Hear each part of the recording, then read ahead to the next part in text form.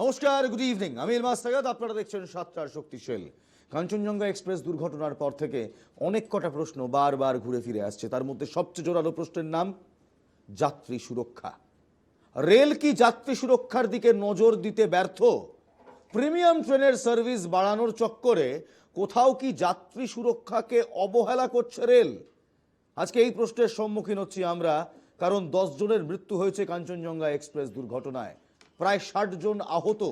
করমণ্ডল ভাইজাগের পর কাঞ্চনজঙ্ঘা এক্সপ্রেস আবার প্রশ্ন তুলে দিচ্ছে, কোথায় কবচ সিস্টেম, কোথায় এলএইচবি কোচ? বন্দে ভারত, বিস্তার ডোম এবং বুলেট ট্রেন প্রকল্পে বেশি নজরদারি চালাতে গিয়েই কি কোথাও যাত্রী সুরক্ষার দিক থেকে নজর ফিরিয়ে নিচ্ছে ভারতীয় রেল? আজ এই প্রশ্নের উত্তর শুনবো, কিন্তু তার আগে 10 জন যে মারা গেলেন তাদের সবার বাড়িতে পৌঁছে গিয়েছিল এনকেটিভি বাংলা। সচক্ষে দেখলাম আমরা স্বজন হারার কান্না। এই কান্নার দায় কে নেবে? দেখুন, ভাবুন, প্রশ্ন করুন। পুলিশ প্রশাসনের পক্ষ থেকে আপনাদের বারংবার অনুরোধ করা হচ্ছে, আপনারা দূরত্ব বজায় রাখুন।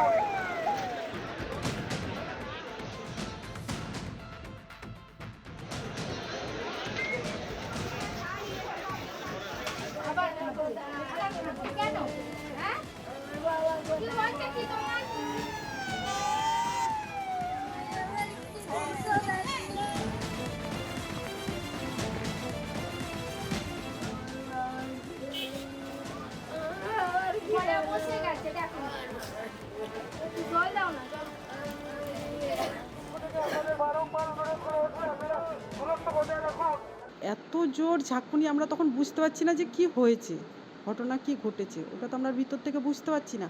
কিন্তু এত পিছন থেকে ধাক্কা, সেই ধাক্কাতে আমাদের উপরে একজন শুয়েছিল, নিচে পড়ে গেল।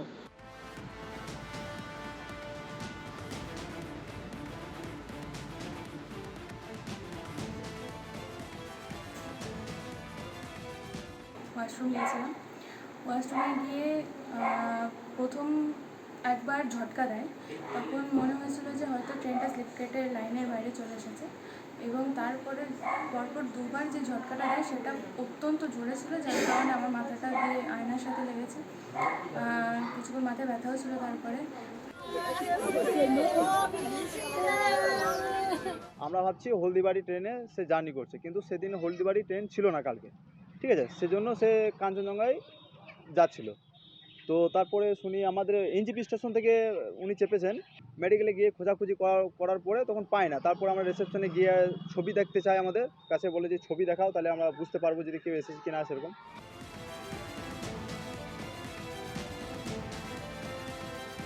খুব শোচনীয় অবস্থায় আছে। ওরও শুনতে পেলাম নাকি কোমরের হাড়গুলো ভেঙে গেছে, বুকের কাছে ছিদ্র হয়ে গেছে, ব্লাড থামছে না। বাচ্চা মেয়ে আনফর্চুনেটলি তার ডিগ্লাভিং ইনজুরি ছিল, ফ্র্যাকচার ছিল পায়ে এবং লিভার স্প্লিন রাপচার ছিল। তো কালকে সার্জেনরা অনেক চেষ্টা করে অপারেশন করে ব্লিডিং রেস্টোর করেন, কিন্তু তারপরে কে আমরা বাঁচাতে পারিনি। পিকুতে ছিল, আজকে সকালবেলা আমরা তাকে হারিয়েছি। কি নাম ছিল? স্নেহা মণ্ডল। কোথায় যাচ্ছিল? বাড়ি যাচ্ছিল, শিলিগুড়ি থেকে বাড়ি ফিরছিল। শিলিগুড়ি থেকে ঘুরতে এসেছিল? হ্যাঁ, শিলিগুড়ি ঘুরতে এসেছিল, ওনার আত্মীয়র বাড়ি এসেছিল।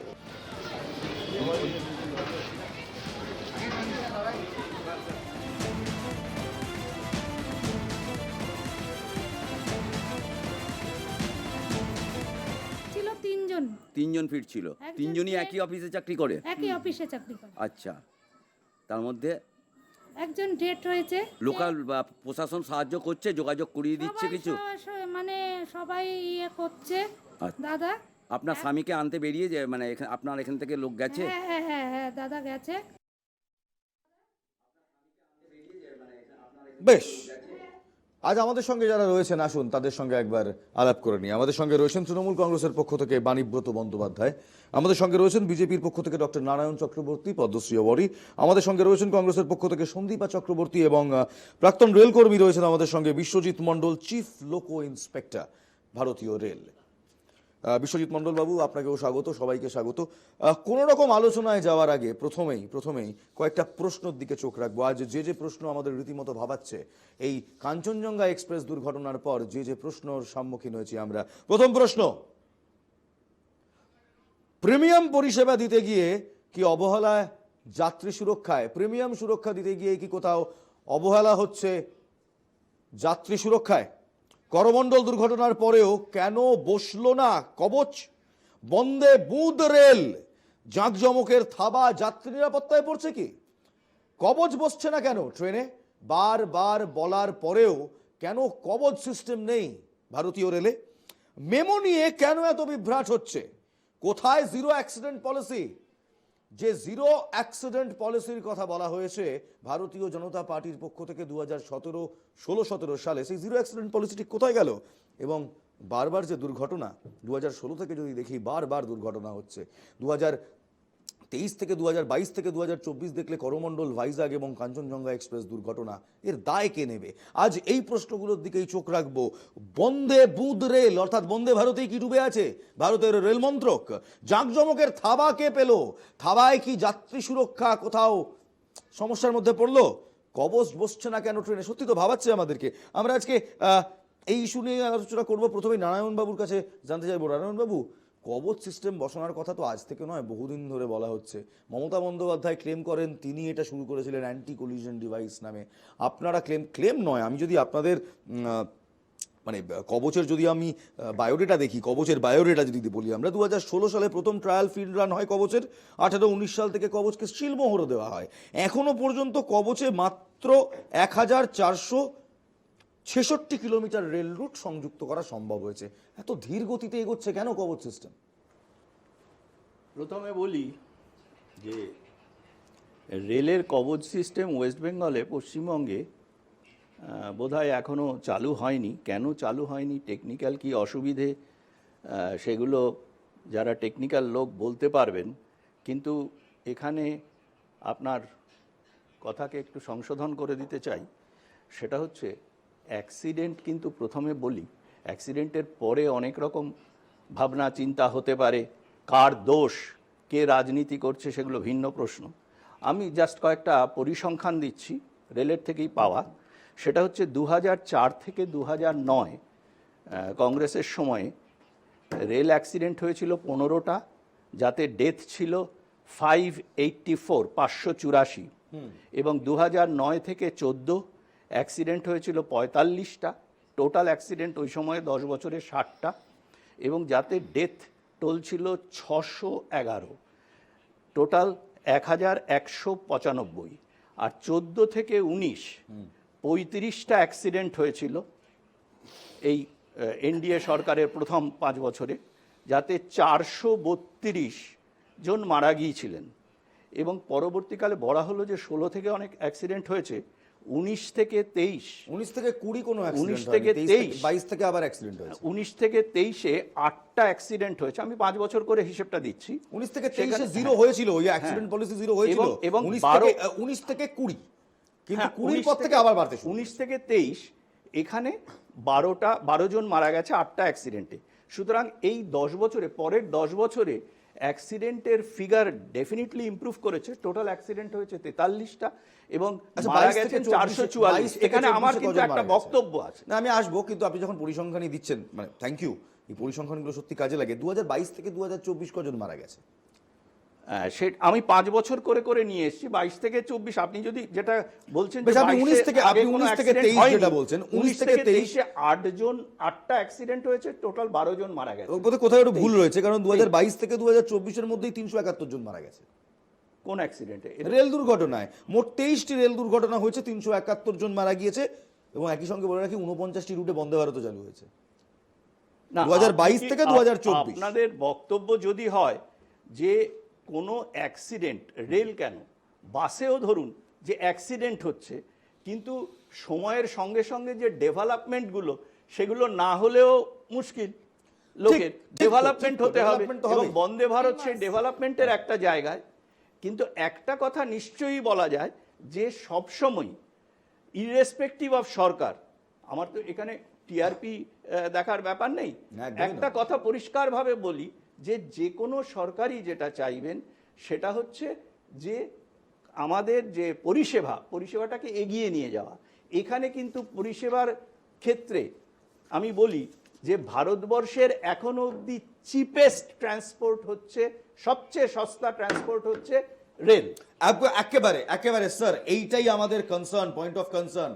চিপেস্ট ট্রান্সপোর্ট, সবচেয়ে সহজলভ্য যাতায়াত পরিষেবা হচ্ছে ট্রেন। গরিব মানুষ এই ট্রেনই অ্যাভেল করে। দেখা যাচ্ছে গরিব মানুষের অ্যাভেল করা, যেখানে টিকিটের দাম খুব বেশি হলে, আমি একদম অসংরক্ষিত টিকিটের কথা বলছি, 100 কিংবা 200 কিংবা 250, যে কামরাকে আমরা জেনারেল কামরা বলি, যে কামরা কাঞ্চনজঙ্ঘা এক্সপ্রেসে দুর্ঘটনার কবলে পড়লো, সেই কামরাগুলোর 2016 সাল থেকেই কথা হচ্ছে LHB কোচ হয়ে যাওয়ার। হচ্ছে না নারায়ণবাবু। যখন নারায়ণবাবু এই প্রসঙ্গ আনলেনি, তখন কেন আমরা এই প্রসঙ্গ তুলছি সেটাও বলে রাখি। কোনো টিআরপির জন্য আমরা এই প্রসঙ্গ তুলছি না, কিন্তু কোনো রকম রেল দুর্ঘটনা হলে তার দায় কে নেবে, এটা একটা বড় প্রশ্ন হয়। প্রতিবার বলা হয় এর দায়, ওর দায়, তার দায়, আদতে কিছুই বদলায় না। করমণ্ডলের পর অশ্বিনী বৈষ্ণব তিনি নিজে হাতে দুখানা রেলের মডেল নিয়ে, ট্রেনের মডেল নিয়ে দেখে বলেছিলেন যে কবচ সিস্টেম কেন গুরুত্বপূর্ণ। সেইটার পরেও কিন্তু দুর্ঘটনা হচ্ছে। কবচ সিস্টেম এখনো পর্যন্ত আমরা দেখছি মাত্র 1465 কিলোমিটারে চালু হয়েছে, 65 কিলোমিটার রেল রুটে চালু হয়েছে, 139টি রেল রুটে চালু হয়েছে, বাকি হয়নি। যে প্রশ্ন, আমি আসবো আপনার কাছে আসবো, বলবেন ডিফেন্ড করবেন। মোরাল রেসপন্সিবিলিটিতে এর আগে অনেক রেল মিনিস্টাররা রিজাইন করেছে, আপনাদের এনডিএর শরিকও রিজাইন করেছে যখন তিনি রেল মন্ত্রকে ছিলেন। আমি সেই প্রসঙ্গও আনছি না, আমি রেল মিনিস্টার কেন রিজাইন করছে না সেই প্রশ্নও তুলতে চাই না নারায়ণবাবু। প্রবলেমটা আইডেন্টিফাই করার চেষ্টা করছি। করেননি প্রবলেমটা জ্ঞানেশ্বরী অ্যাক্সিডেন্টের পরেও করেননি। 2002 সালে আমার মনে আছে মমতা বন্দ্যোপাধ্যায় 2বার রিজাইন করেছিলেন।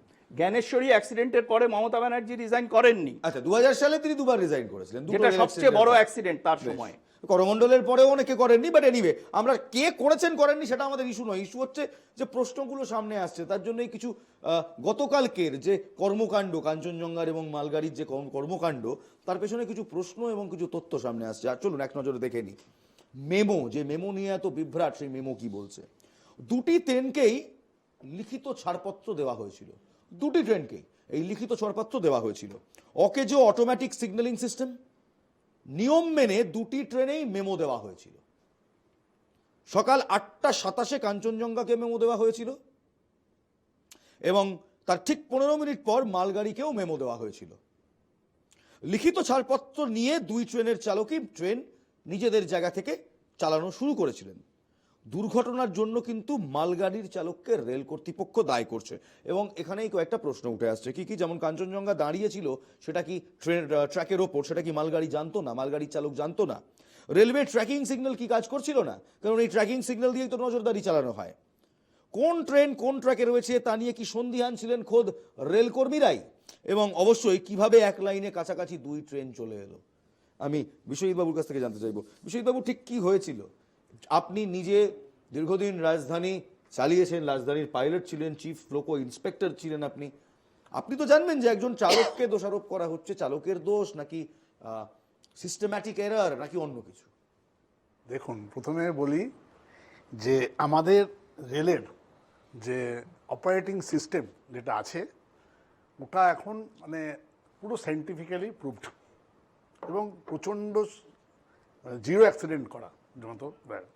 অ্যাক্সিডেন্ট দুটো কারণে হতে পারে, যে কোনো অ্যাক্সিডেন্ট দুটো কারণে হয়। একটা হচ্ছে যে ম্যানুয়াল ফেলিওর বা ইনস্ট্রুমেন্টাল ফেলিওর, আর একটা হচ্ছে হিউম্যান এরার। দুটো কারণে অ্যাক্সিডেন্ট হতে পারে। এবার হিউম্যান এরার হতে পারে কিংবা ম্যানুয়াল এরার হতে পারে। এই কেসটাতে দেখুন তদন্ত চলছে। একজন প্রাক্তন রেলওয়ে কর্মচারী হিসাবে আমি অনেক অ্যাক্সিডেন্ট দেখেছি। এগুলো হয় কি, এগুলো তদন্ত হচ্ছে, তদন্তের আগে আমাদের কিছুই বলা উচিত না। তবে দেখুন, এই যে মাঝখানে একটাই আপনি মেমোর কথা বললেন, TA 912 মেমো, রেলে অনেক আমাদের এখানে মেমো আছে। ওই মেমো আমরা নর্মালি ইউজ করি, কখনো অ্যাক্সিডেন্ট হলেই আমরা ইউজ করি। TA 912 যে মেমোটা নিয়ে পেপারে আমরা দেখছিলাম সকালবেলায়, যে TA 912 মেমো, ওটা সবাই পরিষ্কার হওয়া উচিত যে TA 912। আর আমাদের যে ট্রেনটা চলে, একটা হচ্ছে অ্যাবসলিউট ব্লক সেকশন আর একটা হচ্ছে অটোমেটিক সেকশন। এখন এটা যে ট্রেনটা ঘটনা ঘটেছে এটা অটোমেটিক সেকশনেই হয়েছে। তো আমি অটোমেটিক সেকশন নিয়ে একটু আলোচনা করেছি। অটোমেটিক সেকশনে ট্রেন স্বয়ংক্রিয় যন্ত্র, বাংলা যেটা পরিষ্কার বলা হয়, যে একটা সিগন্যাল দেওয়া হয়, ওই সিগন্যালটা যখন ট্রেনটা মুভ করে যায় একটা সার্টেন ডিস্টেন্সে, সিগন্যালটা আবার তার অ্যাসপেক্ট চেঞ্জ করে, তারপরে গাড়িটা চলে। এইখানে হয়েছিল কি আমরা যতটুকু জানি যে এখানে হয়েছিল যে একটা ওই দিনকে আমাদের অটোমেটিক সেকশনের খারাপ ছিল সিগন্যালগুলো। তো সিগন্যাল খারাপ থাকলে একটা মেমো দেওয়া হয় যেটা TA 912 দেওয়া হয় কী কারণে, যে ও ওই অটোমেটিক সেমি অটোমেটিক যে সিগন্যালগুলো আছে ও সিগন্যালগুলোকে পাস করতে পারবে। কিন্তু তার তো নিয়ম রয়েছে, আছে, এটা নিয়ম, কিন্তু সেই পাস করার জন্য তার কিছু নিয়ম আছে। পাস করার জন্য নিয়ম হচ্ছে একটা সিগন্যাল যখন লাল সিগন্যাল মানে যেটা ডেঞ্জার সিগন্যাল বা অন সিগন্যাল হয়, ওই সিগন্যালটাকে যখন আমরা পাস করব, প্রথমে পাস করার আগে যখন দেখবো লাল সিগন্যাল, যখন আমাদের TA 912 মেমো দিয়ে দেবে স্টেশন মাস্টার, আমাকে করতে হবে কি ওই সিগন্যালটার সামনে আমাকে দিনের বেলা হলে 2 মিনিট, রাতের বেলা হলে 1 মিনিট, এবং যদি ওয়েদার খারাপ থাকে, মনে করুন যেখানে বাজে ওয়েদার আমি দেখতে পাচ্ছি না, আমি তো থেমে যাচ্ছি, প্রথমে লাল সিগন্যালতে দাঁড়াচ্ছি, ওই মেমো হাতে দিয়ে দিয়েছে। তাহলে ওই যে দাঁড়িয়েছে, তারপর যখন স্টার্টটা হবে 10 কিলোমিটার প্রতি ঘন্টায়, এটাই হতে হবে, not exceeding the 15 kilometre 15 kilometre, আর এখানে 50 কিলোমিটার 10 থেকে 15 কিলোমিটার ম্যাক্সিমাম। তার মধ্যে আছে অনেক কিছু কজ আছে, যে যদি একদম দেখতে পাচ্ছেন না সেখানে আপনি ওয়াকিং স্পিডে চলুন, এগুলো অনেক। আচ্ছা, কাঞ্চনজঙ্ঘা এক্সপ্রেস আপনার কি মনে হয়? আপনি দীর্ঘদিন সার্ভিসে ছিলেন, কাঞ্চনজঙ্ঘা এক্সপ্রেস এই নিয়ম মেনেছিল? কাঞ্চনজঙ্ঘা এক্সপ্রেস নিয়ম মেনেছিল। মালগাড়ি? এখন মালগাড়ি নিয়ম মেনেছিল কি না মেনেছিল এই জায়গায় দাঁড়িয়ে বলতে পারবো না, কারণ এটা যেহেতু এখন আমাদের ইনভেস্টিগেশন চলছে। তবে নিয়ম হচ্ছে এইটাই যে TA 912 দেওয়ার পরে লাল সিগন্যাল পাস করার আগে ওকে দাঁড়াতে হবে। আচ্ছা, মেনটেনেন্স হয়? এই যে অটোমেটিক সিগন্যাল বলুন কিংবা ট্র্যাকিং সিগন্যাল যেগুলো আছে রেলের, এগুলোর মেনটেনেন্স হয়? দেখুন, আমাদের রেলের, আমরা একজন কর্মচারী হিসাবে, প্রাক্তন কর্মচারী হিসাবে বলি, আমাদের 1000 মিটার রেলের 1 লক্ষ কিলোমিটার আমাদের রেলের ভারতবর্ষে আমাদের প্রতিদিন 13,260 খানা প্যাসেঞ্জার ট্রেন চলে, 7,000 খানা আমাদের মালগাড়ি চলে অ্যাভারেজে, ঠিক আছে। আমাদের প্লাস আমাদের জনসংখ্যা প্রচণ্ড, ট্রাকের উপরে প্রচণ্ড চাপ থাকে, এই ট্রাকের মধ্যে অবশ্যই মেনটেনেন্স হয়, না মেনটেনেন্স হলে তো প্রতিদিনই এরকম অ্যাক্সিডেন্ট হতো। অ্যাক্সিডেন্ট তো আমাদের প্রতিদিন হয় না। এই যে সিগন্যাল ব্যবস্থা ফেল করলো, ট্র্যাকিং সিগন্যাল কাজ করছিল না, সিগন্যাল ব্যবস্থা ফেল করলো, সিগন্যাল খারাপ ছিল, তাহলে TA 912 মেমো দেওয়া হলো কেন? এগুলো দেখার দায়িত্ব কার? অপারেশনসের তো। এগুলো একটা ডিপার্টমেন্ট আছে, সিগন্যাল ডিপার্টমেন্ট আছে। লোক কম থাকে? লোক কম তো থাকলে তো চলে না, আমাদের লোক তো কাজ করছে রেলে। নিয়োগ বাকি আছে রেলের নিয়োগ তো আমি রেলে যখন থেকে ঢুকেছি, আমি 1988 সালে রেলে ঢুকেছি, তখন থেকেই আমি শুনে আসছি যে রেলের রেল লোক নেই। এখনও আমি রেল থেকে রিটায়ারমেন্ট করেছি, এখনও তো রেলের লোক নই। তা এটা তো অন্য প্রশ্ন যে এই একই প্রশ্ন কিন্তু CAG রিপোর্টও তুলছে। 2022 সালের একটি CAG রিপোর্ট 2017 থেকে 2021 রেল দুর্ঘটনার কারণ দর্শাবার জন্য এই CAG রিপোর্ট চাওয়া হয়েছিল। CAG রিপোর্ট কি বলছে? CAG রিপোর্ট বলছে অপারেটিং ডিপার্টমেন্টের তত্ত্বাবধানের অভাবেই গাফিলতি হয় এবং সেই কারণেই রেল দুর্ঘটনা। কর্মশক্তিতে ঘাটতি রয়েছে রেলের। CAG রিপোর্ট বলছে, সরকারি রিপোর্ট। প্রায় 3 লক্ষ শূন্য পদ রেলের টেকনিক্যাল দফতরে রয়েছে। নিয়োগ নেই loco pilot, guard, station staff পদে। 16 ঘন্টার বেশি সময় ডিউটি করতে হয় তত্ত্বাবধানে থাকা কর্মীদের।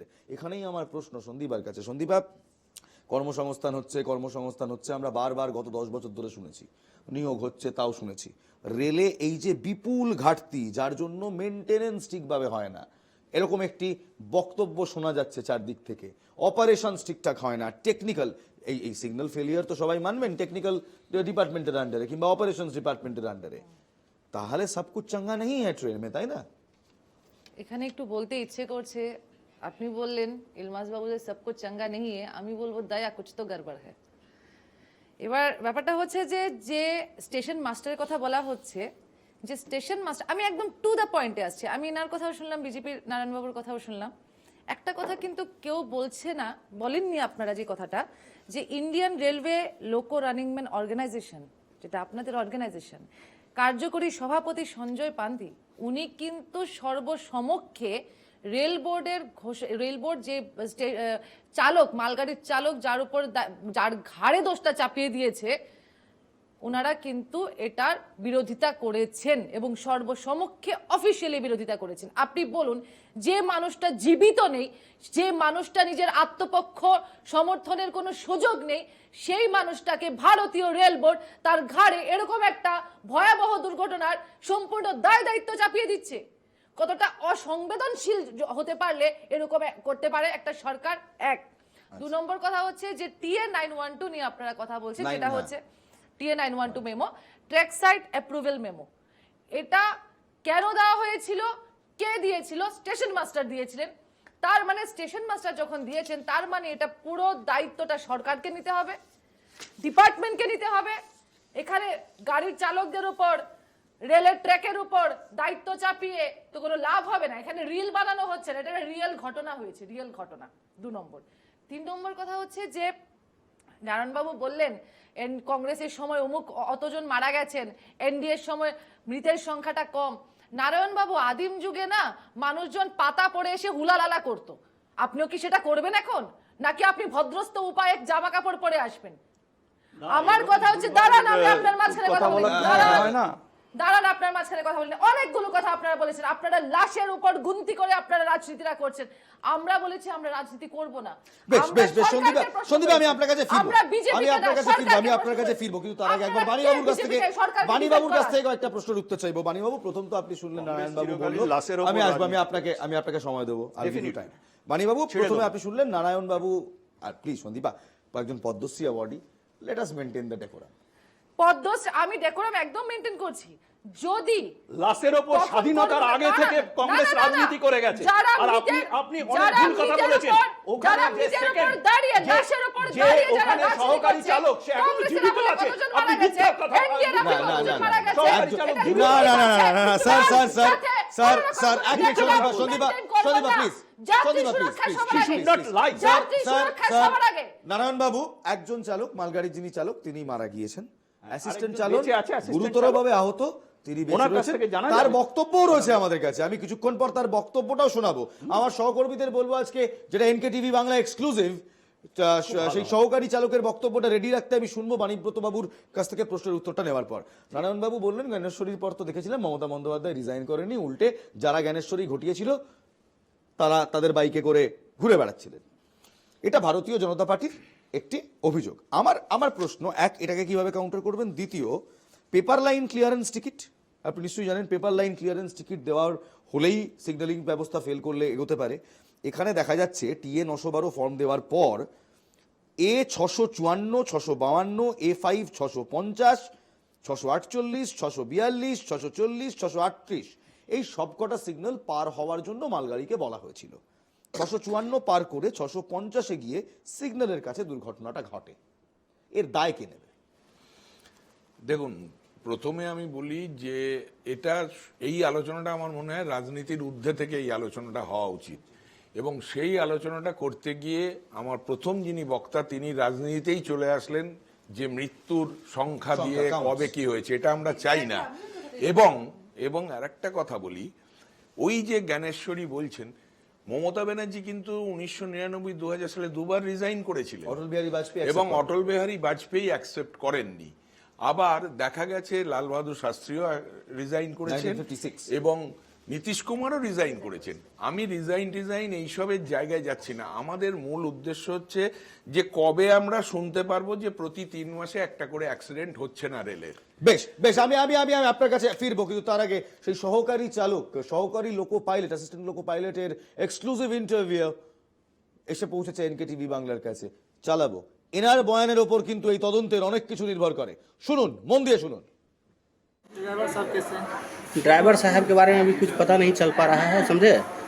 फंसे हुए हैं लोग, वहाँ पे है लगे हुए हैं, समझे। आपकी यहाँ पे वाइफ हैं? वाइफ हैं यहाँ पे ना, बच्चे उच्चे भी हैं अभी? क्या पूरा नाम? मोनू कुमार? मोनू कुमार ना।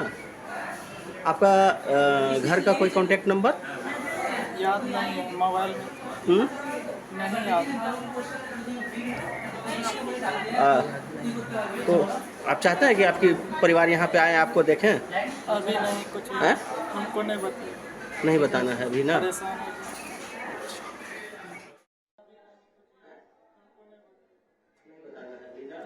উনি বলার মতো কোনো অবস্থায় নেই, অসম্ভব গুরুতর ভাবে আহত এই ভদ্রলোক। ইনি সহকারী পাইলট ছিলেন। এখানেই একবার বিশ্বজিৎবাবু আপনার কাছে আসবো। এই যে এতগুলো সিগন্যাল ভাঙা যাবে বলা হয়েছিল তাকে, কিংবা এই সিগন্যালগুলো সে ওভারকাম করতে পারে, তার মধ্যে কিন্তু এই 650 নম্বর সিগন্যালটিও রয়েছে। সেই 650 নম্বর সিগন্যালের কাছে গিয়েই কিন্তু সে দুর্ঘটনায় মুখে পড়ল। যখন সে 650 নম্বর সিগন্যালের কাছে যাচ্ছে, আরেকটা ট্রেন যে লাইনে দাঁড়িয়ে রয়েছে সেই খবর লোকো পাইলটের কাছে নেই, স্টেশন থেকে কেউ দিল না, রেল কর্মীরা সেটাকে ট্র্যাক করলো না। এটা দায় কে নেবে? এটা তো ইটস আ ফেলিয়ার। না, এরকম হয় না। একটা সেকশনের মধ্যে একটা গাড়ি চলছে, লম্বা সেকশনে গাড়ি চলছে। তো একটা আমি যখন টিএ 912 হাতে আমি যখন পেয়ে গেছি, আর একটা ড্রাইভার যখন টিএ 912 হাতে পেয়ে গেছে, সে তো জানেই যে আমার সামনে সিগন্যালগুলো, আমার সামনে কোনো অবস্ট্রাকশন আছে। আমার সামনে অবস্ট্রাকশন অবশ্যই আছে, যার জন্যই তাকে বলা হচ্ছে তুমি 15 কিলোমিটার স্পিডে যাও কি 10 কিলোমিটার স্পিডে যাও, যেরকম তুমি সেভাবে যাও। কিন্তু যখন ও সিগন্যালগুলো ক্রস করছে, তখন প্রত্যেকটা জায়গায় ও 15 কিলো স্পিডে গেছে কি না সেইটা ডিভাইস থেকেই জানা যাবে, রেলের ডিভাইস থেকেই। তদন্ত করার সময় রেলের ডিভাইসে বলে দেবে যে ও কত কিলোমিটার স্পিডে গেছে। বেশ, বাণীব্রত বাবু দেখুন, এই অনেকগুলো কোশ্চেন এসে যাচ্ছে, সেই কোশ্চেনগুলো কিন্তু সবার আগে আসছে হচ্ছে আপনার সেফটি, বেসিক সেফটি। আজকে বন্দে ভারত চালাচ্ছি, আজকে আমরা রাজধানী এক্সপ্রেস চালাচ্ছি, সবকিছুই তো চলছে ওই ট্র্যাকের ওপর, ওই সিগন্যালিং এর ওপর। নিজে চালিয়েছেন রাজধানী এক্সপ্রেস। হ্যাঁ, সেইটাই তো বলছি, ওই সিগন্যালের ওপর দিকে। সেই সিগন্যালিং ব্যবস্থা যদি সঠিক না থাকে, যদি সে কোনোভাবে খারাপ হলো, তার একটা ব্যাকআপ সিস্টেম আজকে 2024 সালে এসে সবকিছুরই একটা ব্যাকআপ সিস্টেম থাকে, ব্যাকআপ সিস্টেম করা হয়নি। মেনে নিলাম যে সিগন্যালিং অবস্থাটা খারাপ। সিগন্যালিং অবস্থা যদি খারাপ থাকে, সেই রিপোর্টটা স্টেশন মাস্টারের কাছে আছে। স্টেশন মাস্টার একটি ট্রেনকে ছাড়লেন, এবং আজকের যা যোগাযোগ ব্যবস্থা আমরা জানি, এয়ারপোর্ট থেকে একটা ফ্লাইট যখন ক্যালকাটা এয়ারপোর্ট থেকে ফ্লাই করছে, সে সাথে সাথে বম্বে এয়ারপোর্টে যাচ্ছে, বম্বের সাথে কানেক্টেড হয়ে যাচ্ছে। সুতরাং এতটা উন্নত যোগাযোগ ব্যবস্থা আমাদের হয়েছে, সেই যোগাযোগ ব্যবস্থাতে কেন সেই স্টেশন মাস্টার খোঁজ নিলেন যে ওই আগের কাঞ্চনজঙ্ঘা এক্সপ্রেস পরে স্টেশনে পৌঁছলো কিনা? এবং 2024 সালে এসে আমি পেপার ক্লিয়ারেন্স চলছে, এই পেপার ক্লিয়ারেন্স কেন থাকবে? কেন হ্যান্ড রিটেন একটা ইয়ে দিতে পারে? এটা তো হিউম্যান এরার হওয়ার সব থেকে বেশি সমস্যা। আজকে আমি বলে নি এইটা যদি মালগাড়ি যেহেতু আছে, উনি হোল্ড করতে পারতেন, উনি খবরটা নিতেন যে এই কাঞ্চনজঙ্ঘা এখনো অবধি ওই পরের স্টেশনে পৌঁছয়নি, সুতরাং মালগাড়িটাকে একটু সাইডে হোল্ড করে রাখি, পরে একে ক্লিয়ারেন্স দেবো। সেটা না করে বিশ্বজিৎবাবু, এটা কার কে দায় কে নেবে? এটা দায় কে নেবে? দায় কে নেবে? রেল ঠিক করবে। কিন্তু ব্যাপারটা হচ্ছে যে রেল তো নেবে, ওটাই ওটা না, ওটা সিস্টেম আছে। আপনি ওটা বললেন যে একটা ট্রেন অটোমেটিক সিস্টেম করা হয়েছে, এই কারণেই অটোমেটিক সিস্টেম করা হয়েছে যে ট্রেনকে মুভমেন্ট করার জন্য। সিস্টেম রেলের করা, কিন্তু আমার বেসিক সেন্স বলছে যে যখন একটা গুরুত্বপূর্ণ ট্রেন লাইন দিয়ে যাচ্ছে এবং ট্রাফিক সিগন্যাল ফেল করছে, সেইখানে ওই ট্রেনটি পরবর্তী স্টেশনে পৌঁছলো কিনা দেখে তারপরে আমি আরেকটা, যেহেতু সেম ট্র্যাকে যাচ্ছে অত্যন্ত ভ্যালিড প্রশ্ন। আমরা এই নিয়ে ফিরবো। বন্দে ভারত বুলেট ট্রেন এবং Kovacs, Vande Bharat bullet train এবং কাভাচের ঠিক কি অবস্থা এই মুহূর্তে, কত টাকা কোথায় ব্যয় করা হয়েছে তা আপনাদের দেখাবো। আসুন এক নজরে দেখে নিই বন্দে ভারতের কি কি পয়েন্টস রয়েছে। 2024-2025 সালের বাজেটে বন্দে ভারতে বরাদ্দ হয়েছে 2.55 লাখ ক্রোড়, 2.55 লক্ষ কোটি টাকা বন্দে ভারতের জন্য বরাদ্দ হয়েছে গত বছরের বাজেটের থেকে, যা 5.8% বৃদ্ধি হয়েছে। গত বাজেটে বরাদ্দ ছিল 2.41 লক্ষ কোটি টাকা। এক একটি বন্দে ভারত ট্রেন বানাতে খরচ পড়ে 115 কোটি টাকা। এই সমস্ত বন্দে ভারত ট্রেন কিন্তু অত্যাধুনিক LHB কোচ নিয়েই আসে। কিন্তু গতকাল যে কাঞ্চনজঙ্ঘা ট্রেনটি ছিল, সেই ট্রেনে কোনো রকম LHB কোচ কিন্তু ছিল না, কোনো রকম LHB কোচ ছিল না। এখানেই বিশ্বজিৎবাবু আপনাকে দিয়েই শুরু করব। LHB কোচ বানাতে 115 কোটি টাকা খরচা পড়ে না, 15 থেকে 20 লক্ষ টাকা এক একটি কোচ বানাতে খরচা পড়ে, যা আমি সরকারি পরিসংখ্যানে দেখলাম। 2013 সাল থেকে শুনছি LHB কোচ হবে, LHB কোচ হবে, LHB কোচ হবে। আর কবে হবে?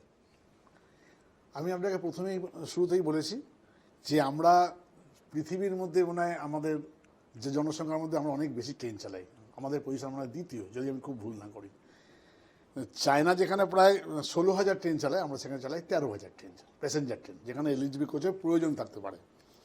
কিন্তু ওটা যে এলএইচবি কোচ সবকটা প্যাসেঞ্জার ট্রেনেই করা উচিত, করা হচ্ছে। এবং আমি রেলের আমার রেলের সার্ভিস থাকাকালে আমি দেখেছি রাজধানী থেকে আরম্ভ করে অনেকগুলো ট্রেনে, দুরন্ত এবং অমৃতসর ট্রেন, বিভিন্ন ট্রেন আস্তে আস্তে এলএইচবি ট্রেনে ট্রান্সফার হয়েছে।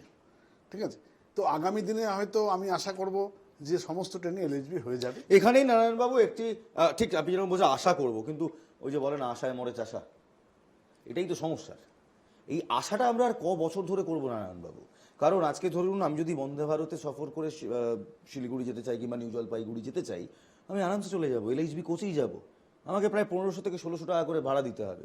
কিন্তু যদি আমি 200 কিংবা 300 টাকা কিংবা 400 টাকার মধ্যে সফর করতে চাই, অর্থাৎ কম খরচে সফর করতে চাই, আমি একটি কাঞ্চনজঙ্ঘা এক্সপ্রেসে উঠি, আমায় কিন্তু এলএইচবি কোচ নয়, সেই বহু পুরাতন 50 বছর পুরনো কোচেই যেতে হবে। যে কোচগুলো অ্যাক্সিডেন্ট হলে একটা কোচের উপর আরেকটা কোচ উঠে যেতে পারে, এলএইচবি কোচ ওঠে না, সুরক্ষার দায়িত্ব। গরিব মানুষের কথা বলছিলেন না আপনি নারায়ণবাবু? গরিব মানুষ তো নিশ্চয়ই 1500 টাকাটা অ্যাভেল করবে না, সে তো 500 টাকা 300 টাকার টিকিটটাই কাটবে। তাদের জন্য এলএইচবি কোচটা কবে হবে? দেখুন, এগুলো তো অ্যাকিউজেশনের প্রশ্ন নয়, প্রশ্ন হচ্ছে অ্যাডজাস্টমেন্ট। যেভাবে ডেভেলপমেন্ট হবে, চীনের কথাটা আপনি বললেন, আপনাকে একটু বলে দিই, চীনের কথাটা বললেন, আমি নিজে চীনের বুলেট ট্রেনে চেপেছি। হ্যাঁ, চীনের কথা, চায়না না, না, চায়নাতে যে হাইয়েস্ট 16,000-এর ওপরে তাদের চলে, আর আমাদের 13,000 চলে, যেটা বললেন উনি, মানে ওই মিস্টার মন্ডল বললেন।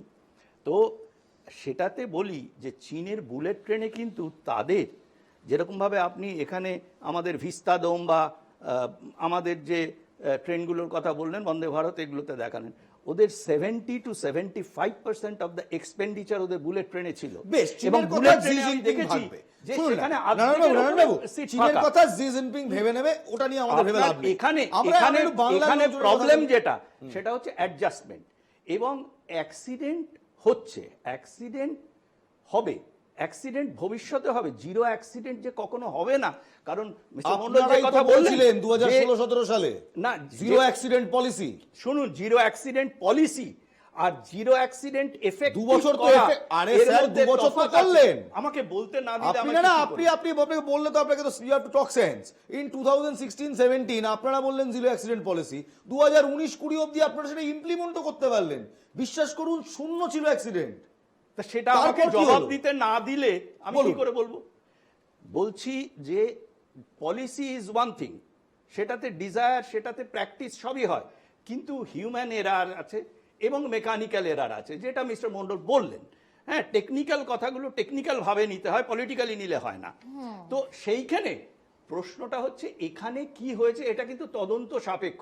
বেশ, তাহলে আমি নারায়ণবাবুর কথা ধরেই বাণীবাবু যদি আপনাকে জিজ্ঞেস করি, কিংবা সন্দীপ আপনাকেও জিজ্ঞেস করতে পারি, দুজনের কাছেই আসবো এক এক করে, যে তাহলে কি এই জিরো অ্যাক্সিডেন্ট পলিসি, উনি যেমন বলছেন এটা পলিসি, এটা নট 100% অ্যাচিভেবল, তাহলে এগুলো কি ভোট বাক্সের জিমিকে? আমি নট 100% অ্যাচিভেবল বলিনি, অ্যাচিভেবলের পরে পথে বাধাগুলোর কথা বলেছি। না, তাহলে জিরো অ্যাক্সিডেন্ট পলিসি নেওয়ার দরকার কি আছে?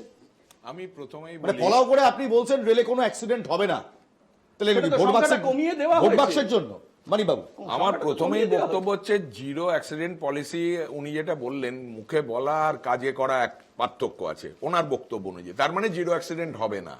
আমার বক্তব্য হচ্ছে যেটা হবে না সেটা আমি বলবো কেন, আর জিরো অ্যাক্সিডেন্ট হবে না কেন, এরকম কথা তো বলা যায় না। ডবল করে চাকরি আপনার নেত্রী বলেছিলেন, সেটাও অ্যাচিভেবল না। এই তো আপনি রাজনীতিতে চলে আসেন, তাহলে রাজনীতি রাজনীতিতে আসি। তাহলে প্রথম বক্তব্য হচ্ছে এই যে বলছেন না যে 19-20 সালে জিরো অ্যাক্সিডেন্ট ছিল, আসল কথা 19-20 সালটা উনি ভুলে গেছেন, করোনা ছিল, যার ফলে ট্রেন চলেনি, এবং সেই ট্রেন চলেনি বলে একমাত্র যেটা পার্সেল ভ্যান মালগাড়ি চলেছে,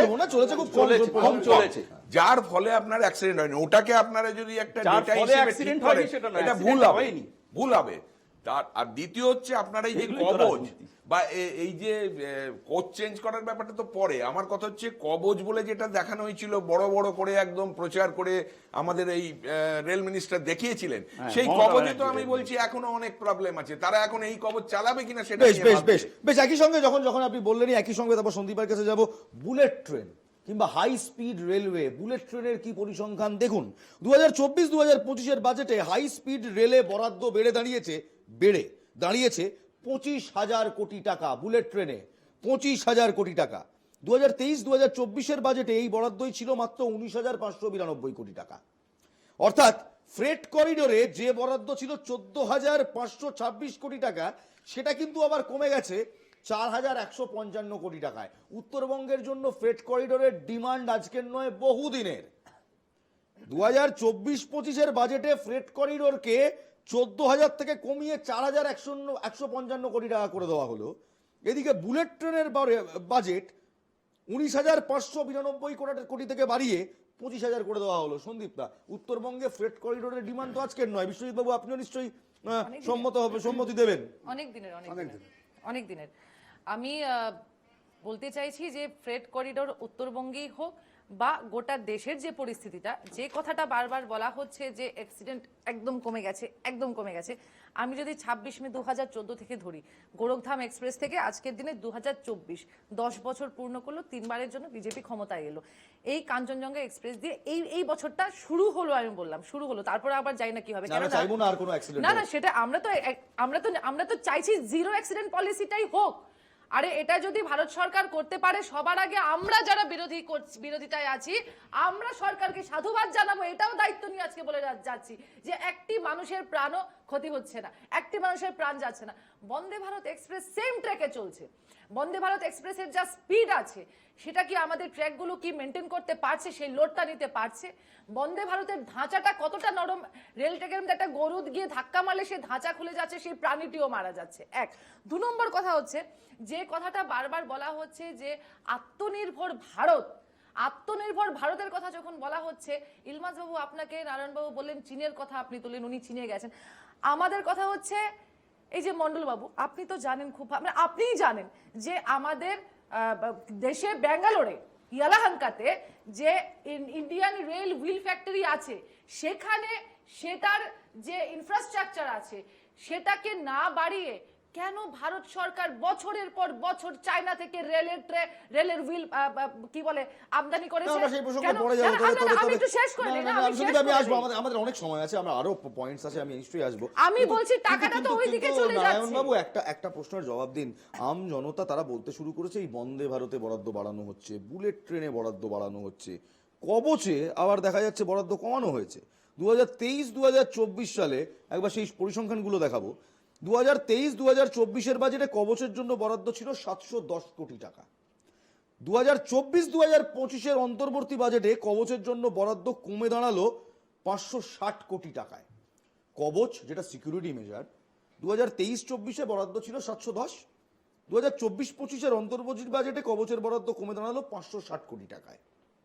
এখনো পর্যন্ত 1 লক্ষ কিলোমিটার সুদীর্ঘ যে রেলপথ আমাদের, সেখানে মাত্র 1,465 কিলোমিটার রেল রুটে কবচ বাস্তবায়িত হয়েছে 139টি লোকোমোটিভে। আরও 10,000 কিলোমিটার রেল রুটের কবচ টেন্ডার দেওয়া হয়েছে, এখনো হয়নি, মানে এখনো কাজ শুরু হয়নি, টেন্ডার ডাকা হয়েছে। কবচের টেন্ডারে রয়েছে দিল্লি হাওড়া রুট, এই প্রথম বাংলা তাহলে কবচ পাবে। এইবারের এই 10,000 কিলোমিটার হলে প্রথম বাংলায় কবচ ঢুকবে। 2016 সাল থেকে ট্রায়াল, প্রথম ফিল্ড ট্রায়াল কবচের। 2018-19 সালে কবচকে শিলমোহর দেওয়া হয়েছে। 16তে প্রথম ট্রায়াল, 18-19 কবচকে শিলমোহর। তারপরেও 2024-25 দাঁড়িয়ে 2024 সালে দাঁড়িয়ে আমরা দেখতে পাচ্ছি মাত্র 1,465 কিলোমিটার রেল রুটে এই কবচ বাস্তবায়িত হয়েছে। বরাদ্দ কমে যাচ্ছে, বুলেট ট্রেনের বরাদ্দ বাড়ছে নারায়ণবাবু, বন্দে ভারতের বরাদ্দ বাড়ছে নারায়ণবাবু, ফ্রেট করিডোরের বরাদ্দ কমছে, কবচের বরাদ্দ কমছে। এটাকে আপনি কোন স্ট্যান্ড বলবেন সরকারের? দেখুন, প্রথমে বলি যে ফ্রেটের যেটা কমছে বলছেন, ফ্রেটে দেখবেন যে রেলে যেমন করেসপন্ডিংলি কমছে, সেরকমভাবে রোডে ফ্রেট আসার পরিমাণটা আমি কিন্তু রেল নিয়ে বাড়ছে। কথা বলছি, আমরা রেলে না থাকি। রেল কথা তো আমরা বলছি, যেমন আমরা অ্যাক্সিডেন্ট নিয়ে কথা বলছি, আমরা কবচে। এবার আমি যদি হট করে আপনাকে আমি যদি আউট অফ টার্ন আপনাকে শুনুন, জিজ্ঞেস করি, total অটল freight-টা বিহারী কিন্তু- বাজপেয়ীর জলপথে গোটা ভারতবর্ষকে কানেক্ট করার যে স্বপ্ন মুশকিল, ছিল, আপনি সেটা ফ্রেটের কেন কথা হলো না? বলছেন, আজকে ফ্রেটটা যাচ্ছে কোথা দিয়ে? রেলেরটা কমে যাচ্ছে। যদি যারা এখানে তো একটা প্রবলেম রয়েছে, রয়েছে, আই থিঙ্ক মন্ডল বাবু আপনিও এটাতে এগ্রি করবেন, ফ্রেট থেকে সবচেয়ে বেশি আয় করে রে। হ্যাঁ, সেটা তো করে। মানে আপনি বলছেন রেল সেটা থেকে স্বয়ংক্রিয়ভাবে সেটা নিজের থেকে আয়ের জায়গাটা কমিয়ে দেবে। আপনি আমাকে কথাটা বলতে দিচ্ছেন না। আমি যেটা বলতে চাইছি, যারা ফ্রেট মানে পাঠাচ্ছে, তারা দেখবে তাদের চিপেস্ট কোনটা হবে, তাদের কোনটা সহজে তারা করতে পারবে। যেহেতু road well competing with rail, সেই জন্য এই জায়গাটার ন্যাচারাল যেটুকু কমার সেটুকু কমেছে। আমার মনে হয় গাড়ির অনুপাতে রেলের ফ্রেটের চার্জেস অনেক কম পড়ে, অনেক কম পড়ে। তাই জন্যই কিন্তু রেলের অনেকগুলো অনেক বেশি, প্রবলেম আছে, একেবারে অনেক রেস্ট্রিকশন আছে, বেশি টাইমের quantity। একটা ফ্যাক্টর আছে। তবে শুনুন, রেলের জিনিসগুলো রোডের পেরিশেবল গুডস অনেক কম যাচ্ছে রেলে। আচ্ছা বেশ, আমি একবার বিশ্বজিৎ বাবুকে জিজ্ঞেস করি, আমি ইকোনমিক্স এটা আমি ঠিক বুঝতে পারলাম না। রাস্তা রোড ট্রান্সপোর্টের থেকে কি রেল ফ্রেটে খুব দ্রুত পৌঁছয়? অবশ্যই মাল বেশি কি পৌঁছয় রোডে নাকি রেলে? অ্যামাউন্ট অফ ফ্রেট অনেক বেশি আমরা পৌঁছাতে পারি, এবং সস্তাও পড়ে। অনেক, এবং সেফটির সাথে।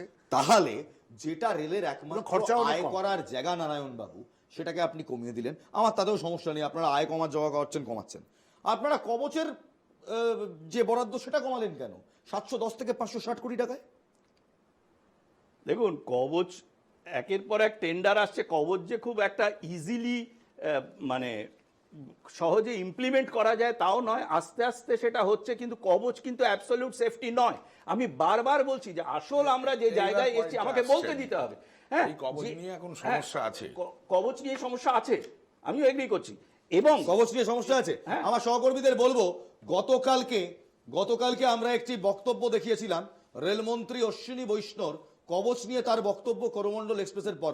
ওটা একটু রেডি করুন, আমরা নারায়ণবাবুকে শোনাতে চাইবো। উনি বলছেন পুরো ফেল সেফ নয়, রেলমন্ত্রী কিন্তু অনেক অন্য কথা বলছেন। হ্যাঁ বলুন। আচ্ছা, তারপরে যেটা বলার, যে হিউম্যান এরার এখানে ডেফিনিটলি যেটুকু এখন অবধি আমাদের বাইরে এসছে, হিউম্যান এরার এখানে ডেফিনিটলি ইনভলভ ছিল। কার ছিল, কাদের ছিল, কিভাবে হয়েছে, সেটা পরের প্রশ্ন। আচ্ছা, সেটা হয়তো বেরোবে। ইলমাস বাবু, এই যে তদন্ত, আপনি যে বললেন তদন্ত কমিটি গঠন হবে, তদন্ত হবে, এই গত 14 থেকে এখন অবধি লাস্ট করমণ্ডল যেটা হলো বাহানাগার, এই তদন্তের গতিপথ কোথায়? কে দায়ী? 1 বছর হয়ে গেল তো। 256 অফিশিয়ালি 256 জন মানুষ প্রাণ দিয়েছেন, মারা গেছেন বাহানাগার এই করমণ্ডলের এক্সপ্রেসের এটাতে। বেশ, আমি আসবো। অশ্বিনী বৈষ্ণব কবচ নিয়ে কি বলেছিলেন নারায়ণ বাবু? আপনি বলছেন কবচ ফেল সেফ নয়, অশ্বিনী বৈষ্ণব কি বলেছিলেন করমণ্ডলের পর? দেখুন, एक सेफ डिस्टेंस पे अपने आप कवच उसे रोक लेगा। 2 ट्रेन अगर एक के पीछे एक जा रही हो तो पीछे वाली ट्रेन को कवच अपने आप एक सेफ डिस्टेंस पे रोक लेगा। बहुत बड़ा सेफ्टी का फैक्टर है। रेड सिग्नल की तरफ अगर अप्रोच करेगी ट्रेन तो अपने आप स्लो हो जाएगी और रुक जाएगी। इस वर्ष 2000 किलोमीटर पर कवच का इंस्टॉलेशन करेंगे और आगामी वर्षों में हर वर्ष 4 से 5000 किलोमीटर का टारगेट लेंगे। নারায়ণ বাবু তিনি বলছেন, রেলমন্ত্রী বলছেন that is in a normal case. উনি যেটা বলেছেন নরমাল টাইমে, কিন্তু এইখানে এটা তো করমণ্ডল এক্সপ্রেসের বাহানাগারের সময় বলেছিলেন উনি। বাহানাগার করমণ্ডল এক্সপ্রেসের এটা মালগাড়ির সাথে করমণ্ডল এক্সপ্রেস হওয়ার পর, দুর্ঘটনার পর বলেছেন। হ্যাঁ, নরমাল কেস। বাহানাগার ট্রেন অ্যাক্সিডেন্টটা নরমাল কেস, করমণ্ডল এক্সপ্রেস আমি সে কথা বলিনি। আপনি তো বলেন নরমাল কেস। তাহলে ওটা দেখুন, নরমাল কেস বলতে নরমাল কেসে এই জিনিসটা হবে, কিন্তু এখানে যেহেতু আমাদের আপনি বলুন, আমি হয় ধরলাম ফেল সেফ নেই, কিচ্ছু নেই, তাহলে 710 কোটি থেকে আপনি 560 কোটিতে বরাদ্দটাই বা কমলো কেন নারায়ণ বাবু? 710 কোটি বরাদ্দ ছিল 23-24-এ, 24-25-এর অন্তর্বর্তী বাজেটে সেই বরাদ্দ কমে 560 কোটি হলো কবচের জন্য। বরাদ্দ কমলো কেন? বরাদ্দ তো খালি কবচের জন্য।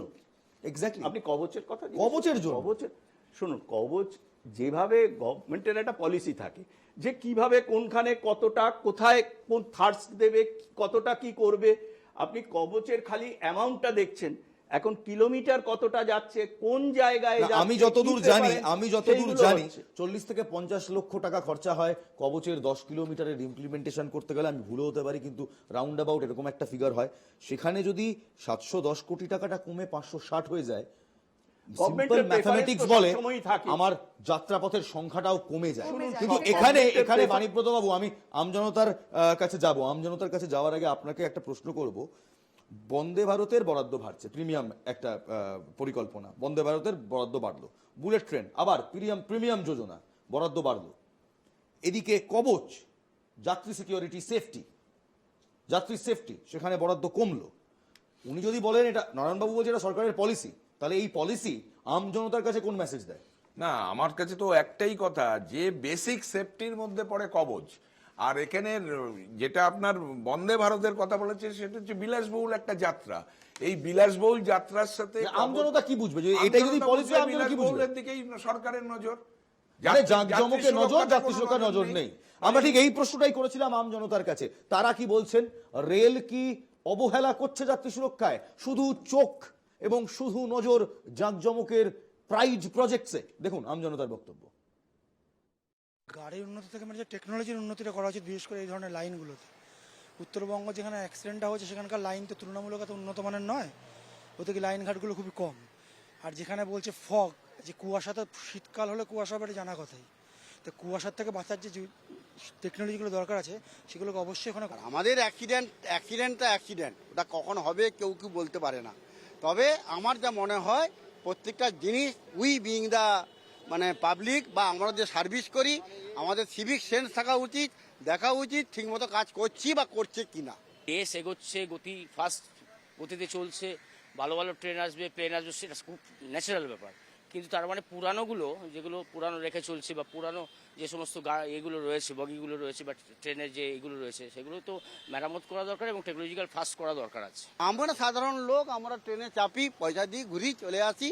আর আমাদের অ্যাক্সিডেন্ট ওটা কখন হবে কেউ কি বলতে পারে না।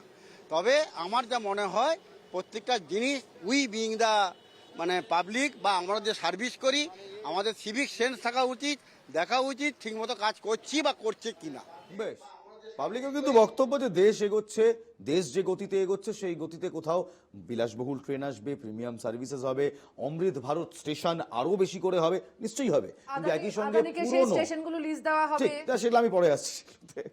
কিন্তু তার একই সঙ্গে যাত্রী সুরক্ষার কথাও কিন্তু মাথায় রাখতে হবে, এবং সেটা আটমোস্ট ইম্পর্টেন্ট যে কোনো ট্রান্সপোর্ট প্রোভাইডারের, তা সে রেল হোক, জলপথ হোক কিংবা এয়ার সার্ভিসই হোক, এবং মাথায় রাখা হয়। নারায়ণবাবু, আপনার নিশ্চয়ই মনে থাকবেন কয়েকদিন আগে রানওয়েতে পরপর দুটি বিমান একে অপরের কাছাকাছি চলে এসেছিল, তাই নিয়ে হাই লেভেল এনকোয়ারি হয়েছিল, পাইলটদের শোকজ করা হয়েছিল, যারা এয়ার ট্রাফিক কন্ট্রোলার তাদের রীতিমতো শোকজ করা হয়েছিল, মামলা হয়েছিল, গোটা ব্যাপারের তদন্ত করে বরখাস্ত করা হয়েছিল, কম্পিটেন্ট লোককে আনা হয়েছিল। এটা হচ্ছে এয়ার ট্রাফিকে, সেখানে ভাড়াটা অনেক বেশি। এখানে রেলে যেখানে গরিব মানুষ যায়, আপনি বললেন গরিব মানুষের প্রেফার্ড মোড অফ ট্রান্সপোর্টেশন, সেখানে একটার পর একটা অ্যাক্সিডেন্ট হয়। তাই নয়, আপনাদের এই দর্শকরাও বলছিল তাই, এই যে দেখালেন অ্যাক্সিডেন্ট হবে, কিন্তু আমাদেরকে মাথায় রাখতে হবে গরিব মানুষের সেই কথাটাও বলেছেন ওরা। একেবারেই গরিব মানুষের, এটা তো জানা কথা। সেই গরিব মানুষের জন্য অ্যাক্সিডেন্টের পর যে তদন্ত কমিটিগুলো হয়, তাদের রিপোর্টগুলো কিন্তু কোনো গরিব মানুষ জানতে পারে না। মানবেন তো? কেন মানবো? মানবে না? রিপোর্টগুলো তো পেশ করা হয় এবং সেগুলো নিয়ে রাজনীতি তার আগে থেকেই শুরু হয়ে যায়। যেমন এই যে অ্যাক্সিডেন্টটা হলো, এটার এনকোয়ারি হচ্ছে, এটার সব কিছুই যথারীতি যে নিয়মে চলছে, এরপরে রিপোর্ট পেশ হোক, তারপরে দেখা যাবে সেই রিপোর্ট পেশ হওয়ার পরে হঠাৎ মানে বিশেষ করে পশ্চিমবাংলার সংবাদ মাধ্যম যদি দেখে যে না, সেন্ট্রাল গভর্নমেন্টকে কিছু বলা যাবে না, তখন তারা আবার ইন্টারেস্ট হারিয়ে ফেলে তার উপরে। শুনুন, প্রতিটা জিনিসের তো একটা ন্যারেটিভ থাকে। আপনার ন্যারেটিভ না বললেই পশ্চিমবঙ্গের সংবাদ মাধ্যম বিরোধীদের তাবেদারি করছে, এই ন্যারেটিভটা ভুল। সংবাদ মাধ্যম প্রশ্ন তুলবে, আপনি সরকারে থাকুন আর না থাকুন, প্রশ্ন আমরা তুলব। আপনার সময়কালে যদি কোনো রকম দুর্ঘটনা হয় প্রশ্ন তুলব, কংগ্রেসের সময়কালে যখন দুর্ঘটনা হয়েছে প্রশ্ন তুলেছি, এবং যখন মমতা বন্দ্যোপাধ্যায়ের সময়কালে দুর্ঘটনা হয়েছে, যখন গণেশচুরি হয়েছে, তখনও বারবার বাংলার এই সংবাদ মাধ্যমই বারবার হেডলাইন করে এই প্রশ্নগুলো তুলেছিল। তাই এমন কোনো ভাবার নেই that you are a cut above the rest. আপনার সময়কালে কোনো রকম দুর্ঘটনা হলে আমরা প্রশ্ন তুলব না, আমাদের কাজ প্রশ্ন তোলা, সংবিধান আমাদের এই অধিকার দেয়। মনে রাখবেন, গণতন্ত্রের চতুর্থ স্তম্ভ কিন্তু আমরাই। এখানে আসলে একই সন্দীপার কথা কাছে। সবাই বলছে, সন্দীপা, কিন্তু আমাকে এখানে। আমাকে যে আমি আমি বুঝতে যেটা পারি, বলতে আমার চেয়েছিলাম সেটা problem তো হচ্ছে আমরা বলেননি। কেন প্রশ্ন সেটা তুলছি? হচ্ছে পরবর্তী আমরা কেন কালে প্রশ্ন interest তুলছি? থাকবে। কবচের বরাদ্দ কমে গেছে। না, না, আমরা বুঝতে পেরেছি। আমি সাধারণ আমরা বুঝতে মানুষ, আপনি পদ্মশ্রী খুব ভালো। আমরা এখন বুঝতে পারছি ওনার প্রবলেম হচ্ছে আমরা কেন কবচের বরাদ্দ নিয়ে প্রশ্ন তুলছি। ওনার প্রবলেম হচ্ছে আমরা কেন বন্দে ভারতের বরাদ্দ বাড়া নিয়ে প্রশ্ন তুলছি। ওনার প্রবলেম হচ্ছে আমরা কেন বুলেট ট্রেনের বাড়া নিয়ে বা বরাদ্দ বাড়া নিয়ে প্রশ্ন তুলছি। আমি আরো একটা প্রশ্ন রাখতে চাই, কেন জেনারেল কম্পার্টমেন্টকে ট্রেনের সর্বশেষ কামরা হিসেবে ব্যবহার করা হয়? কেন এসি কামরাগুলোকে সামনে রাখা হয়? কেন গরিব মানুষকে, যাদের অ্যাক্সিডেন্ট হলে গরিব মানুষ আগে মরে এবং যারা বেশি টাকা দিয়ে এসির টিকিট কাটে তারা যাতে সেফ থাকে? এটা দ্বিচারিতা নয় সন্দীপা? এনডি এর অনেক আগে থেকেই এটাই এটা আপনার দোষ নয়, এটা আপনার দোষ নয়, এটাই সিস্টেম, এটাই সিস্টেম। আপনি দেখবেন আমরা যারা ট্রেনে ট্রাভেল করি, যেটা 3 টায়ার এসি আছে সেটা এখন জেনারেল কামরার মতন হয়ে গেছে। যেগুলো বন্দে ভারতের যে ট্রেনগুলো আছে সেগুলোতেও মানুষের কিভাবে, আমি বলছি সাধারণ মানুষ দিন আনা দিন খাওয়া, যেটা বিজেপির ওরা নিজেরা বলছে গরিব মানুষ 10 বছরে ভারতের মানুষকে যদি, ভারতের 80 কোটি মানুষের কপালে যদি আপনার রেশন নামটা চিপকে দেন, তাহলে সেই মানুষগুলোর কথাও ভাবতে হবে। যারা ট্রেনে প্রত্যেক দিন যাতায়াত করছে সেই গরিব মানুষ কথাগুলো ভাবতে হবে। যারা প্রত্যেক দিন ট্রেনে যাতায়াত করছে, আমরা বারবার বিজেপিকে বলছি আপনারা রাজনীতি করবেন না, অত্যন্ত মর্মান্তিক। আমাদের নেতা রাহুল গান্ধী, মনে আছে মুরবি ব্রিজ যখন ভেঙেছিল তখন কি বলেছিলেন? যে আমরা করব না, কিন্তু আমরা প্রশ্ন তুলবো। এই জন্য আমি একটু শেষ করি, 10 সেকেন্ড মানিব তো। আমার সত্যি সময় নেই। ছোট্ট করে 2-4টে জিনিস বলছি। তদন্ত যখন এইরকম একটা অ্যাক্সিডেন্ট হয়, সেই অ্যাক্সিডেন্টের সময় দেখা যায় তোলপাড় হয়ে যায়, সবাই আসে, মিনিস্টাররা আসে, এই করে ওই করে। তারপরে কালকে একটা ঘটনা দেখলাম, ট্রেনটি মালদায় পৌঁছেছে, সাথে সাথে দেখি ট্রেনে সকলে এসে খাবার দিচ্ছে, ওষুধ দিচ্ছে, তার চেয়ে দেখাশুনো করছে। আরে জেনারেল সার্ভিসটাই তো এটা শুধু অ্যাক্সিডেন্ট হওয়ার পর কেন হবে? এমনি কেন হয় না? এগুলোর দিকে কেউ নজর দেবে না। আপনার এই যে স্টাফদের যে অতিরিক্ত বিরামহীন ডিউটি, তার ফলে যে হিউম্যান এরার, এই হিউম্যানকে অ্যাভয়েড করতে গেলে স্টাফদের বিরামহীন ডিউটিকেও আমার সত্যি সময় নেই। উত্তর পূর্ব রেলের মুখ্য সুরক্ষা কমিশনার জনক কুমার গর্গের তত্ত্বাবধানে এই তদন্ত শুরু হবে আগামীকাল 19 জুন থেকে। তদন্ত হবে, তদন্তের রিপোর্ট নিশ্চয়ই হবে। তবে আমরা আশা রাখবো, যখন কোনো সরকার এসে বলে আমরা জিরো অ্যাক্সিডেন্ট পলিসি নিয়েছি, তখন সেই জিরো অ্যাক্সিডেন্ট পলিসি ফলো হবে। আমরা আশা রাখবো যে যাত্রাপথকে আমি, আপনি, ভারতের ম্যাক্সিমাম মানুষ, ভারতের দরিদ্র সীমার নিচে থাকা মানুষ, ভারতের গরিব মানুষ যে যাত্রী পরিবহন সিস্টেমের ওপর ডিপেন্ড করে, সেই রেলপথে মিনিমাম সুরক্ষাটুকু তিনি পাবেন। এই আশা রেখেই শেষ করছি। তবে শেষ করার আগে আপনাদের একটি প্রতিবেদন দেখাতে চাই। কাঞ্চনজঙ্ঘা এক্সপ্রেস দুর্ঘটনার কবলে পড়ে গতকালকে রাত্রে ফিরল কলকাতা শিয়ালদা স্টেশনে। কলকাতায় ফেরার পর আতঙ্কিত যাত্রীদের হাহাকার, তাদের কি বক্তব্য সেটাও শোনাবো। এবং আজ সকালবেলা আরেকটি কাঞ্চনজঙ্ঘা এক্সপ্রেস উৎকণ্ঠা আর ভয়ের মধ্যে দিয়ে আবার পাড়ি দিল নিজের গন্তব্যের জন্য। তারাও আতঙ্কে পাড়ি দিলেন, তাদের কথাও শোনাবো। রেলের দুটি ছবি, টেক এ লুক। দুঃস্বপ্নের প্রহর কাটিয়ে গভীর রাতে শিয়ালদা স্টেশনে পৌঁছয় 13174 টাউন কাঞ্চনজঙ্ঘা এক্সপ্রেস। সোমবার সকাল 8:50 নাগাদ এই ট্রেনই ফাঁসি দেওয়া রাঙাপানির কাছে দুর্ঘটনার কবলে পড়ে। এরপর দুর্ঘটনাগ্রস্ত বগিগুলো বাদ দিয়েই শিয়ালদার দিকে রওনা দেয় এক্সপ্রেসটি। রাত 3:19 নাগাদ শিয়ালদা স্টেশনে পৌঁছয় দুর্ঘটনাগ্রস্ত কাঞ্চনজঙ্ঘা এক্সপ্রেস। আতঙ্কিত যাত্রীদের সুরক্ষিতভাবে বাড়ি পৌঁছে দিতে তদারকির দায়িত্বে ছিলেন কলকাতার মেয়র ফিরহাদ হাকিম ও রাজ্যের পরিবহন মন্ত্রী স্নেহাশিস চক্রবর্তী। এছাড়াও ছিলেন রেলের আধিকারিকরা। বিভীষিকার সেই রাতে শিয়ালদায় নেমেও আতঙ্কের স্মৃতি যেন কিছুতেই ভুলতে পারছেন না কাঞ্চনজঙ্ঘার যাত্রীরা। 1 বছর আগের করমণ্ডল এক্সপ্রেস দুর্ঘটনার পর কাঞ্চনজঙ্ঘা এক্সপ্রেসে দুর্ঘটনা। কাঞ্চনজঙ্ঘা এক্সপ্রেসের এই বগিগুলো, এখানেও ছিলেন সাধারণ মানুষ, তবে তারা অনেকাংশেই বিপদমুক্ত। কিন্তু মৃত্যুকে কার্যত কাছ থেকে দেখার তাদের যে অভিজ্ঞতা। আমরা ত্রিপুরা থেকে আসছি। যেই মুহূর্তে দুর্ঘটনা ঘটে আপনারা সেই মুহূর্তে ছিলেন, মৃত্যুর মুখ থেকে ফিরিলেন বোধ হয়। হ্যাঁ, এমনই বলা চলে, কারণ এটা তো কেউ ভাবতেই পারে না এমন কিছু হতে পারে। এই সকাল সকাল সবাই ঘুমের মধ্যেই ছিল, আর এই ঘটনাটা হঠাৎ করেই ঘটে। আমরা B2 ছিল, আমার থেকে দুটো কামরা পরেই হয়েছিল। এটা দুটো কামরা পর থেকেই পুরো বাদ হয়ে গেছিল। তখন ছিল যে অবস্থা, এখন অনেক বেটার আছে। 13174 কাঞ্চনজঙ্ঘা এক্সপ্রেসে দুর্ঘটনার পরই যেভাবে রেলের তরফ থেকে মুহূর্তে দুর্গতদের উদ্ধার কাজ শুরু করা হয়েছিল, ঠিক তেমনি শহর কলকাতাতে যারা রাতে ফিরলেন, অর্থাৎ একেবারে ভোর রাতে যারা ফিরলেন, তাদের জন্য কিন্তু এভাবেই অপেক্ষায় ছিল স্পেশাল বাস সার্ভিস। তাদেরকে যাতে নিরাপদে ফিরিয়ে দেওয়া হয় সেই ব্যবস্থা যেমন পরিবহন দপ্তরের তরফ থেকে করা হয়, ঠিক তেমনি এভাবে কিন্তু একাধিক অ্যাম্বুলেন্স কিন্তু এখনো পর্যন্ত সার দিয়ে দাঁড় করানো রয়েছে।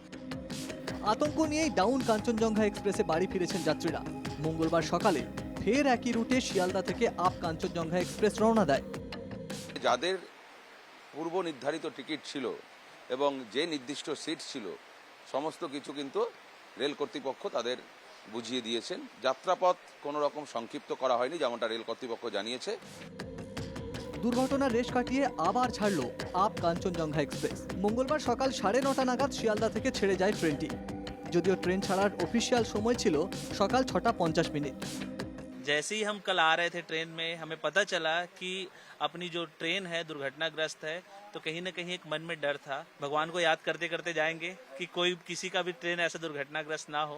लेट तो अनेक समय 6:50 ট্রেন কালকে দুর্ঘটনার জন্য মনে হয় এটা স্বাভাবিক। ठीक कंफर्म है, ट्रेन लेट है ये क्योंकि एक्सीडेंट हुआ था ना कल। এই সময় কামরূপের কামাখ্যায় অম্বুবাচী উৎসবের জন্য ভিড় থাকে এই রুটের ট্রেনগুলিতে, যার মধ্যে অন্যতম কাঞ্চনজঙ্ঘা এক্সপ্রেস। ট্রেন দুর্ঘটনার পর মঙ্গলবার কাঞ্চনজঙ্ঘা এক্সপ্রেসের টিকিট অনেকেই বাতিল করেছেন, ফলে ভিড় সেভাবে ছিল না। ভিডিও জার্নালিস্ট তরুণ বিশ্বাসের সঙ্গে সৌরজ্যোতি বন্দ্যোপাধ্যায় এবং উজ্জ্বলের সঙ্গে সুস্মিত মজুমদারের রিপোর্ট, NKTV বাংলা।